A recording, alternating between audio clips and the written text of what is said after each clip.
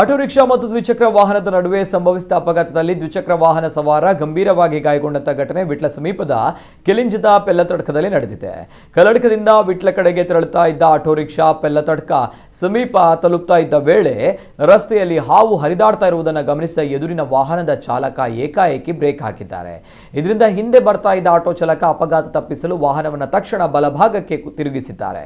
ಈ ವೇಳೆ ವಿಟ್ಲದಿಂದ ಕಲ್ಲಡ್ಕ ಕಡೆಗೆ ಬರ್ತಾ ಇದ್ದ ದ್ವಿಚಕ್ರ ವಾಹನಕ್ಕೆ ಆಟೋ ರಿಕ್ಷಾ ಡಿಕ್ಕಿ ಹೊಡೆದ ಪರಿಣಾಮ ದ್ವಿಚಕ್ರ ವಾಹನ ಸವಾರ ಗಂಭೀರವಾಗಿ ಗಾಯಗೊಂಡಿದ್ದಾರೆ. ಗಾಯಾಳುವನ್ನ ಸ್ಥಳೀಯರು ತಕ್ಷಣ ಮಂಗಳೂರಿನ ಆಸ್ಪತ್ರೆಗೆ ದಾಖಲಿಸಿದ್ದಾರೆ.